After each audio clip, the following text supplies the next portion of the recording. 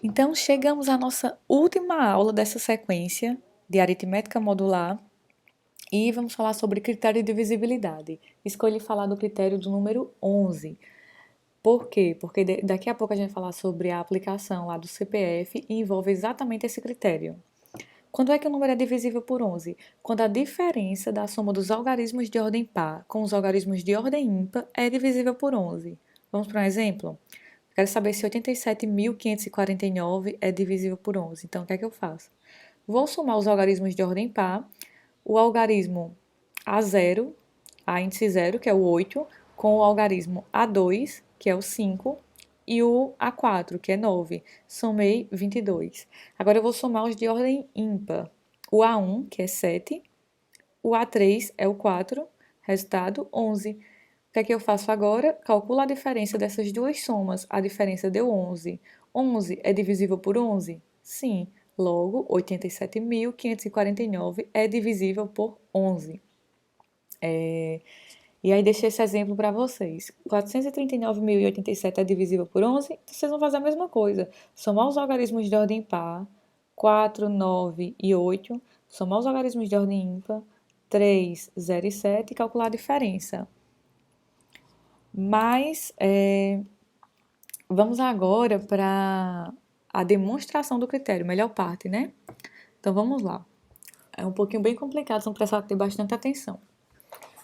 Primeiro, vou considerar n um número inteiro qualquer e vou denotar n da seguinte forma: AS, AS-1, A2, A1 até A0. Esses são os algarismos que compõem o número n, tá? E aí agora eu vou reescrever esse número n. Como o nosso sistema de numeração é de base decimal, eu posso reescrever ele da seguinte forma: A0 mais A1 vezes 10 mais A2 vezes 10 ao quadrado até, faltou um mais aqui antes do AS, mais AS vezes 10 elevado a S. Para visualizar isso aqui que eu escrevi, pense em um número. Pega o número aí, 563. E como é que ficaria escrever 563 como essa soma? Ficaria 3 mais, que seria o A0, mais 6 vezes 10, mais 5 vezes 10 ao quadrado. Façam uns testes aí com alguns números e fica bem fácil entender isso. Primeiro, observe que 10 é congruente a menos 1 módulo 11, 10 elevado a i é congruente a 1 módulo 11, se i for par, e 10 elevado a i é congruente a menos 1 módulo 11, se i for ímpar. De onde é que teria isso? Não foi do bolso. Para mostrar isso aí, a gente pode usar indução. É bem simples. Tá bom, não é tão simples. Mas essa primeira equação é fácil verificar, né? Porque 10 é congruente a menos 1 módulo 11.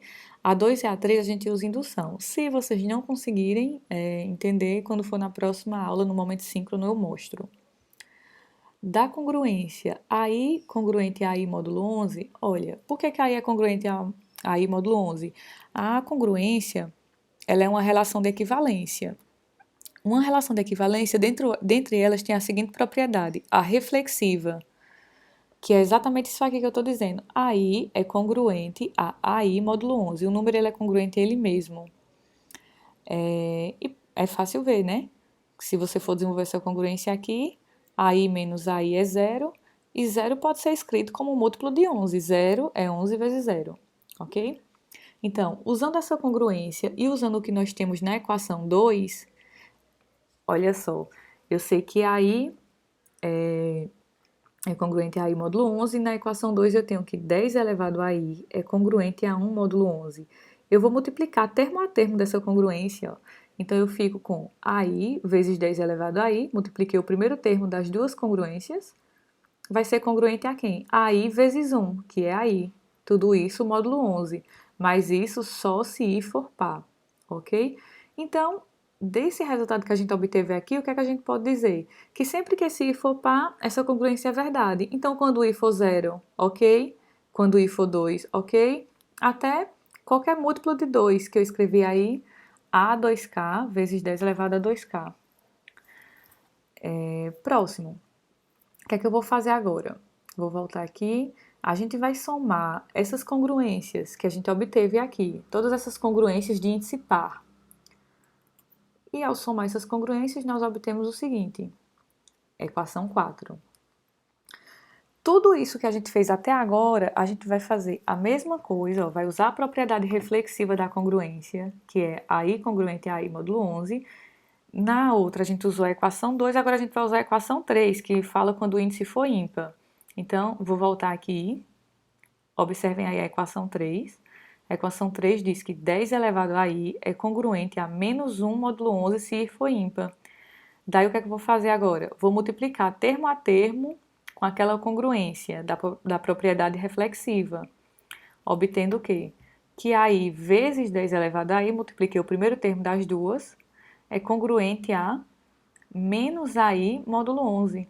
Multipliquei o segundo termo das duas congruências, que eram AI e menos 1. Então, isso aqui vai ser verdade sempre que o i for ímpar. Ou seja, vou obter essas congruências aqui abaixo. Estou trocando o i por índices ímpares. 1, 3, até 2k mais 1. E agora o que é que eu vou fazer? Vou somar todas essas congruências de índice ímpar termo a termo, obtendo essa equação 5. E agora, vou usar as equações 4 e 5, vou voltar aqui para a gente visualizar. Ó, a equação 4 tem as congruências de índice par e a equação 5 tem as congruências de índice ímpar. Eu estou pegando, antes de mostrar outra equação novamente, observem uma coisa, que se A é congruente a B módulo 11, B também é congruente a A módulo 11, tá? Tanto faz a ordem que eu vou colocar aí. Então, eu estou pegando o segundo termo das duas congruências 4 e 5 e vou somar, obtendo isso aqui. Só que isso vai ser congruente a quem? Se eu peguei o segundo termo e coloquei primeiro, agora eu vou pegar o primeiro termo das outras duas congruências e colocar para o segundo. Ou seja, eu vou pegar esse primeiro termo da equação 4, vou pegar o primeiro termo da equação 5 e vou somar, obtendo isso aqui que nós temos na equação 6. Aí só fiz reagrupar, tá? E agora o que é que eu quero? O que é que a gente... Vamos voltar e pensar no que é que a gente quer mostrar. A gente quer mostrar que se um número é divisível por 11, se somente se a diferença da soma dos algarismos de ordem par com os algarismos de ordem ímpar é divisível por 11. Então, vamos supor aqui que n é divisível por 11. Como a gente sabe, o número só é divisível por 11 se somente se ele for congruente a 0 módulo 11, não é?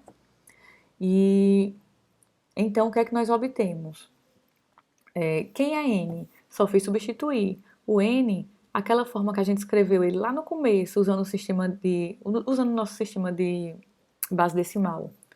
Só fiz reescrever aqui. E agora eu vou aplicar a transitividade. Chamei essa equação de 7. O que é a transitividade? Se eu tenho aqui A é congruente a B, módulo 11, e B é congruente a C, módulo 11, então A vai ser congruente a C. Então, foi isso que eu fiz. Peguei a equação 6, a equação 7, apliquei a transitividade, observem com calma, e obtive o seguinte resultado. A soma de A0 até A2K, ou seja, a soma dos algarismos de ordem par, menos a soma de A1 até A índice 2K mais 1, ou seja, a soma dos algarismos de ordem ímpar, é congruente a 0 módulo 11, concluindo que um número é divisível por 11 se somente se a diferença da soma dos seus algarismos de ordem par com os algarismos de ordem ímpar é também divisível por 11. Ok? Então, finalizamos a demonstração do critério de divisibilidade. E aí vamos falar aqui da aplicação do CPF? Então vamos voltar lá. Vocês lembram que eu peguei, fiz até um testezinho, abri meu aplicativo da Nubank, digitei um CPF que não era válido e perguntei, e deixei a pergunta, né? Como é que eu sei que esse CPF não é válido? Porque é que eu estou colocando aqui já com certeza que daria errado. E como é que o aplicativo também sabe que esse CPF não é válido? É o seguinte, o CPF ele é formado por 11 dígitos. Os 8 primeiros dígitos nós chamamos de número base. O nono dígito é o número que representa a região fiscal. Eu não coloquei na tabela aqui, mas vocês encontram isso fácil. Mas Rio Grande do Norte e Paraíba tem o dígito de região fiscal 4. Então, se vocês todos são naturais do Rio Grande do Norte. Esse nono dígito aí deve ser igual a 4, assim como o meu, porque o meu é da Paraíba. E os dois últimos dígitos são os dígitos verificadores. E como é que esses dígitos são definidos? O dígito A10, ele é definido da seguinte forma. Primeiro, a gente calculou o número S. Quem é S? S é a soma, é esse somatório aqui, de I vezes AI, onde I varia de 1 até 9. Então, o que é que vai fazer? Vai pegar o I, na verdade, deixa eu fazer uma correção.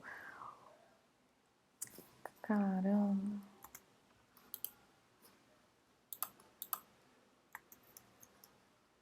Correção aqui. Eu escrevi aí os dígitos do CPF de A0 até A9, né? Não é de A0, tá? Desculpem. É de A1 até A9. Então, desconsidere esse A0. Então, nós temos aí 9 dígitos, né? Vou falar o meu, por exemplo. 0, 5, 1, 2, 2, 3, 1, 8, 4. Então, vai de A1 até A9. E como é que a gente calcula o número S? Pega o somatório de I vezes AI quando I varia de 1 até 9.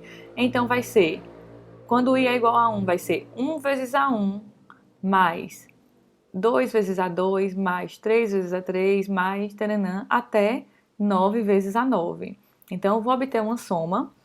E para determinar o A10, eu calculo o A10 de forma que ele seja congruente a essa soma módulo 11. Depois, o que é que eu faço para o A11?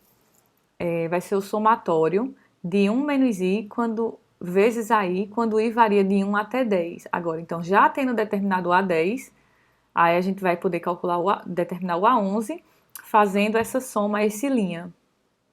E aí, o A11 vai ser congruente a esse linha módulo 11. Então, como é que eu sabia lá naquele CPF que aquele não era válido?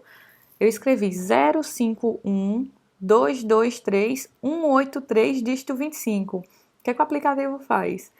Ele faz essa conta daqui. Ele vai ver se o A10 corresponde, ele é congruente a esse S módulo 11, sendo esse somatório aqui. Mesma coisa ele faz para o A11. Então, se você errar qualquer dígito, essa congruência já não vai ser válida. Então, eu quero que vocês voltem lá naquela aula, calcule aquela soma e me diga quem teria que ser o A10 e quem teria que ser o A11 para aquele CPF. Pronto, e é isso, finalizamos por aqui. Até a próxima aula.